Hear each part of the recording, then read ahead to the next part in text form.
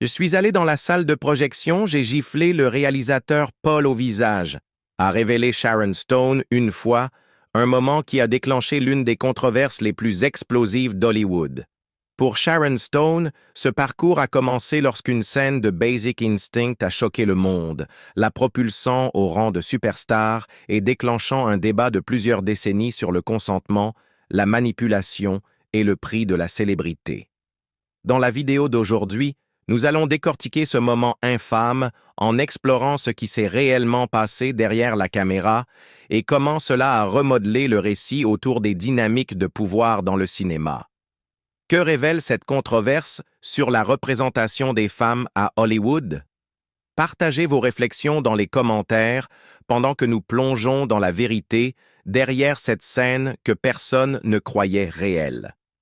Basic Instinct, du scénario controversé au film culte. Basic Instinct est un thriller érotique de 1992 réalisé par Paul Verhoeven et écrit par Joe Esteras. Avec Michael Douglas, Sharon Stone, George Dzonza, Jan Triplehorn et Wayne Knight en vedette, le film suit le détective Nick Curran dans son enquête sur le meurtre d'une rockstar fortunée à San Francisco. Il entame une relation intense avec Catherine Tramell, une écrivaine énigmatique et principale suspecte.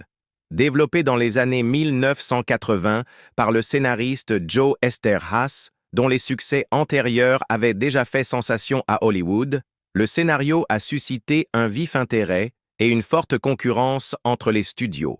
Carolco Pictures a finalement acquis les droits pour environ 3 millions de dollars, envisageant un projet qui repousserait les limites conventionnelles du récit et de la sensualité à l'écran.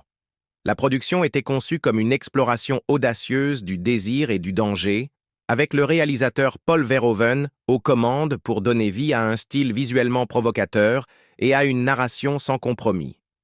Au cœur du succès du film se trouvait son processus de casting peu conventionnel, en particulier pour le rôle de Catherine Tramell. Le personnage a été refusé par de nombreuses actrices renommées, notamment Michelle Pfeiffer, Julia Roberts, Debra Winger et Kim Basinger. Ce n'est qu'après que le rôle est passé entre les mains de 12 autres candidates que Sharon Stone a eu sa chance. Son parcours vers ce rôle a été marqué par un engagement sans relâche.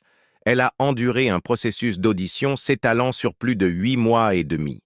Malgré les hésitations initiales de son co-vedette Michael Douglas, qui craignait de partager l'écran avec un visage inconnu, l'énergie brute et l'intensité de Stone l'ont finalement convaincu de son adéquation. Douglas a ensuite déclaré « J'ai besoin de quelqu'un pour partager les risques de ce film. Je ne veux pas être tout seul là-haut, il va y avoir beaucoup de merde qui volera. » Et a finalement reconnu « Nous avions une actrice fabuleuse en Sharon, elle était tout simplement parfaite pour ce rôle. » L'émergence de Stone, passant d'une relative inconnue à incarner un personnage devenu iconique, témoigne de sa détermination et de son approche intrépide face à un matériel exigeant.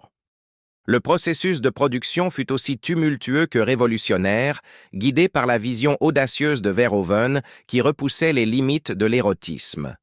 Le scénario original d'Eszterhas, créé à une époque où les récits provocateurs étaient rares, est rapidement devenu un champ de bataille pour des idéologies créatives opposées. Un point de discorde majeur fut la proposition de Verhoeven d'inclure une scène de sexe lesbien, une idée qu'Eszterhas jugeait exploitative, ce qui a amené lui-même et le producteur Irwin Winkler à se distancer brièvement du projet. Pour résoudre ces conflits, Gary Goldman a réécrit le scénario à plusieurs reprises, jusqu'à ce qu'après de multiples versions, Verhoeven qualifiant même certaines suggestions de indramatiques et de vraiment stupides, la version finale conserve l'essence du travail d'Eszterhas avec seulement quelques ajustements mineurs, préservant le côté provocateur du film tout en assurant une narration cohérente. Au-delà des révisions du scénario, la production fut marquée par une dévotion remarquable sur le plateau et des techniques cinématographiques innovantes. Michael Douglas, par exemple, a démontré un engagement extraordinaire en se préparant pour une scène de poursuite automobile cruciale, conduisant sur les marches de Kearny Street à San Francisco pendant 4 nuits consécutives pour perfectionner la séquence. De plus, le choix du lieu a considérablement renforcé l'atmosphère du film. Bien que le récit suggère que la résidence de Catherine Trammell se situe à Stinson Beach, le tournage réel a eu lieu dans un manoir près de Carmel by the Sea, à environ 120 miles au sud de San Francisco. Cette somptueuse propriété, avec son architecture remarquable et son environnement luxuriant, incarnait parfaitement le style de vie luxueux mais énigmatique de Trammell, amplifiant ainsi les thèmes du mystère, du pouvoir et de la séduction du film. Sur le plan narratif, le film entremêle une enquête sur un meurtre captivante avec une liaison dangereuse qui brouille les frontières entre attraction et péril. La quête de vérité du détective Nick Curran le conduit dans un labyrinthe d'intrigues alors qu'il se retrouve impliqué avec Catherine Trammell, un personnage dont l'attrait et l'imprévisibilité défient constamment les attentes. La tension entre le monde rationnel de l'application de la loi et le domaine chaotique et séduisant représenté par Trammell alimente la narration, donnant lieu à une histoire aussi stimulante intellectuellement que visuellement saisissante. Lorsque le film a été présenté en première le 18 mars 1992 à Los Angeles, puis sorti par TriStar Pictures le 20 mars, il a immédiatement suscité débats et controverses. Son contenu sexuel explicite, sa violence graphique et sa représentation sans détour des relations homosexuelles ont provoqué des réactions polarisées tant de la part des critiques que du public. Alors que beaucoup ont loué le film pour son montage innovant, ses performances convaincantes et une bande sonore qui intensifiait le suspense, d'autres l'ont critiqué pour un développement superficiel des personnages et une narration que certains jugeaient secondaire par rapport à sa valeur choc. Malgré une réception critique mitigée, le film a su toucher le public et a rencontré un succès commercial remarquable, rapportant 352,9 millions de dollars dans le monde et se classant comme le 4e film le plus rentable de 1992. Au fil des années qui ont suivi sa sortie, Basic Instinct a connu une réévaluation critique notable. Ce qui était autrefois rejeté par certains comme un simple sensationnalisme est désormais apprécié pour son approche audacieuse de la sexualité et sa remise en question des formes narratives traditionnelles. Des universitaires l'ont même qualifié de chef-d'œuvre du néo-film noir qui joue avec et transgresse les règles narratives du film noir, soulignant l'impact durable du film tant sur le style cinématographique que sur les conventions du genre. De nombreuses éditions home vidéo, dont une version du réalisateur avec des séquences étendues, ont encore renforcé son statut de film culte, invitant continuellement à la discussion et à la réinterprétation. La réalisation de Basic Instinct n'est pas seulement l'histoire d'un film qui a ouvert de nouvelles voies en termes de contenu et de style. C'est aussi le récit de la montée d'une actrice qui a transformé l'approche hollywoodienne du cinéma provocateur dirigé par des femmes. Le casting de Sharon Stone est survenu à une époque où l'industrie hésitait à adopter des rôles audacieux et non conventionnels pour les femmes, notamment dans des genres dominés par des acteurs masculins et des intrigues sensationnalistes. Son acceptation intrépide d'un rôle que beaucoup de ses pairs évitaient en raison de ses exigences explicites et de sa controverse inhérente a redéfini ce que signifiait être une femme de tête dans un thriller à enjeux élevés. La performance de Stone a résonné auprès du public précisément parce qu'elle incarnait un mélange puissant de vulnérabilité, de férocité intellectuelle et d'attrait énigmatique, autant de qualités qui ont fait de Catherine Trammell un personnage intemporel. Contrairement à de nombreux projets où le star power est assuré par une renommée préexistante, Basic Instinct était un risque calculé. Un projet dans lequel le rôle principal féminin était initialement considéré comme trop controversé pour des noms établis.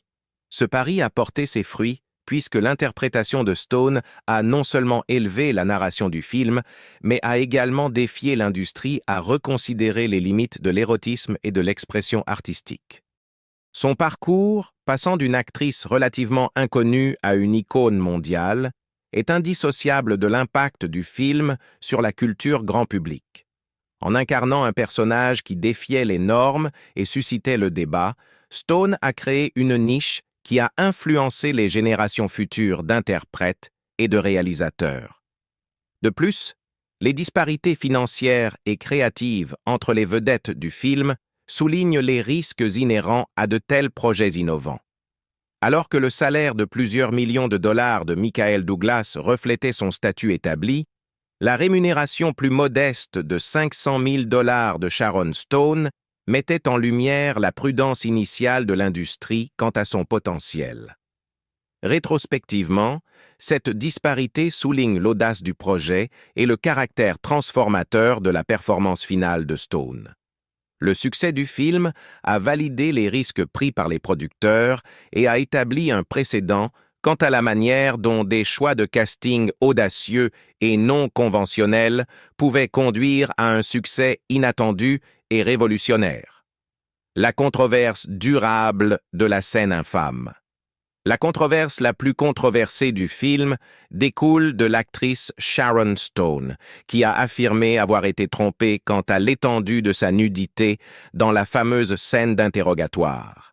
Cette scène est devenue l'un des moments les plus débattus et culturellement significatifs de l'histoire du cinéma, non seulement pour son effet choc, mais aussi pour l'intense polémique entourant sa production.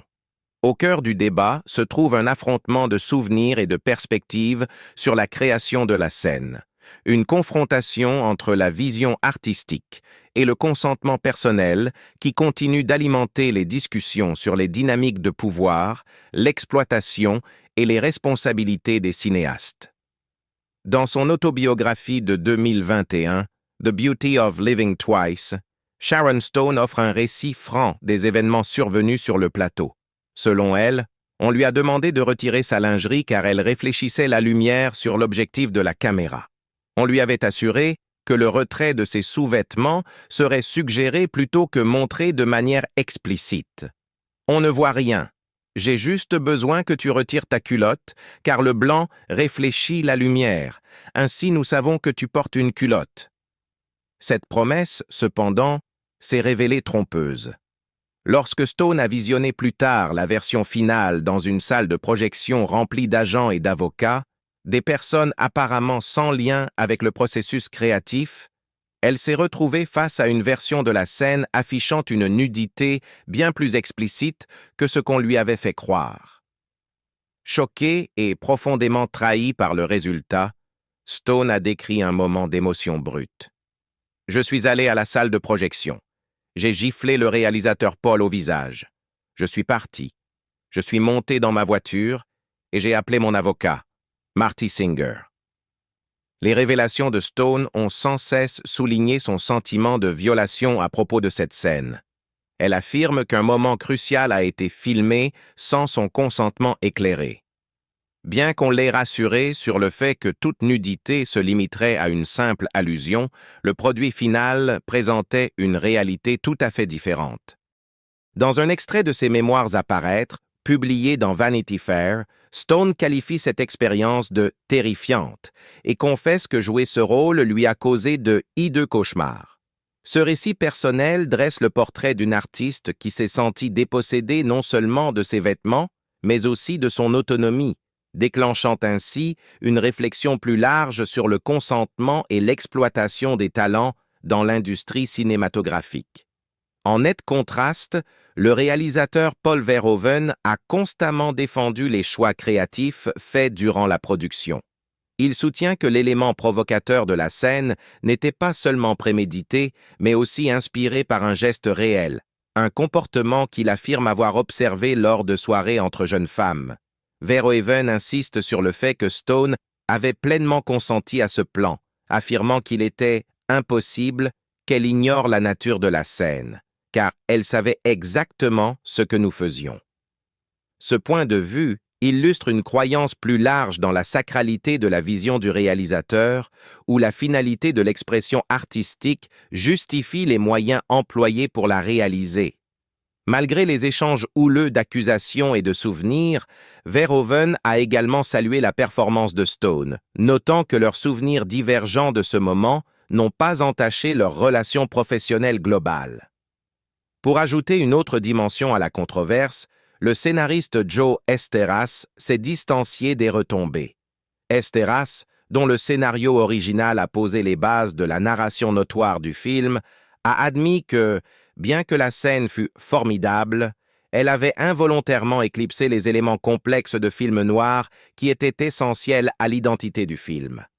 Sa position suggère que l'effet choc, bien que d'une certaine efficacité artistique, a finalement nui à la profondeur narrative, un sentiment qui trouve écho chez les critiques ayant réévalué le film ces dernières années. La prise de distance d'Esteras met en lumière non seulement les divisions internes durant la production, mais reflète également l'évolution des standards quant à ce qui constitue un risque cinématographique acceptable et la représentation de la sexualité à l'écran. Les récits contradictoires entre Stone et Verhoeven incarnent un problème plus profond et systémique à Hollywood. Un manque de limites claires en matière de consentement et de traitement des acteurs, en particulier des femmes, dans des scènes qui repoussent les frontières du contenu explicite. Les affirmations persistantes de Stone selon lesquelles on l'a induite en erreur sur la nature de la scène et que son exposition était bien plus explicite que promise, ont déclenché de vifs débats sur la manipulation artistique et l'exploitation du talent féminin. Ces mots, j'ai eu l'impression qu'ils auraient pu simplement engager un co-vedette talentueux, quelqu'un qui saurait jouer une scène et se souvenir de ses répliques, exprime sa frustration non seulement face à l'incident lui-même, mais aussi face aux pratiques de l'industrie qui laissent souvent les femmes vulnérables à de telles violations de confiance. Malgré ce moment explosif, Stone a finalement décidé de ne pas engager de poursuite judiciaire. Après avoir consulté son avocat, elle a déclaré « Parce que c'était correct pour le film et pour le personnage, et parce qu'après tout, je l'ai fait. » Cette décision reflète une interaction complexe entre l'acceptation professionnelle de la forme finale du film et le regret personnel des circonstances ayant conduit à sa création. Les dilemmes éthiques au-delà des disputes personnelles. La controverse entourant cette scène a eu des répercussions bien au-delà des tensions immédiates entre Stone et Verhoeven. Elle est devenue un point de référence dans les discussions sur le consentement dans le cinéma, soulevant des questions quant aux responsabilités des réalisateurs et des producteurs lorsqu'ils travaillent avec des acteurs. Le débat aborde également des enjeux plus larges liés au pouvoir, au contrôle et aux limites éthiques de l'expression artistique. Certaines voix de l'industrie, y compris une remarque d'un représentant qui déclarait « Sharon May, toute actrice sait ce qu'elle va voir si on lui demande d'enlever sa culotte et de se placer ainsi devant la caméra », ont tenté de minimiser le récit de Stone, affirmant que toute professionnelle serait consciente des implications d'une telle directive. Cependant, cet argument ne fait guère atténuer les préoccupations soulevées par Stone et ses soutiens qui considèrent l'incident comme emblématique d'un schéma plus vaste d'exploitation à Hollywood. De plus, l'incident a été examiné sous divers angles culturels et juridiques. Lors du procès de Luca Magnotta pour le meurtre de Jun Lin, les procureurs ont comparé de manière controversée la méthode du crime aux images infâmes du film, affirmant que l'utilisation par Magnotta d'un tournevis peint en argent rappelait le pic à glace utilisé par le personnage de Stone, Catherine Tramell. Bien que cette comparaison puisse sembler marginale, elle souligne l'impact durable de la scène sur la culture populaire et les multiples façons dont son imagerie continue d'être référencée et réinterprétée, souvent dans des contextes troublants. Pour ajouter encore de la complexité au récit, on peut citer l'observation de Jan Triplehorn dans une interview d'Entertainment Weekly en 1993. Triple Horn a noté que le fameux sexe brutal et violent entre elle et le personnage de Michael Douglas lui avait été décrit par Verhoeven comme étant un peu plus léger que ce qui avait finalement été filmé. Cette divergence entre ce qui avait été décrit et ce qui a été tourné alimente davantage le débat sur la question de savoir si le produit final était une véritable expression de la vision du réalisateur ou une manipulation de la confiance de l'acteur pour obtenir un effet sensationnel. Au fil des années, Basic Instinct a fait l'objet d'une réévaluation critique significative. Ce qui était autrefois considéré par certains comme un simple sensationnalisme est aujourd'hui apprécié pour son approche audacieuse de la sexualité et sa rupture avec les formes narratives traditionnelles.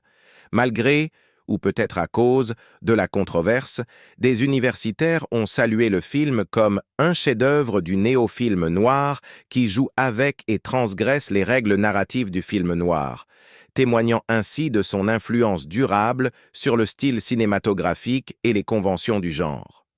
Les discussions et réinterprétations continues du film, amplifiées par de multiples éditions en home vidéo, y compris une version du réalisateur avec des séquences étendues, ont permis de faire de cette controverse une part intégrante de son héritage. Les souvenirs de Stone et les échanges houleux de témoignages avec Verhoeven résument les tensions profondes qui imprègnent encore les discussions autour du film.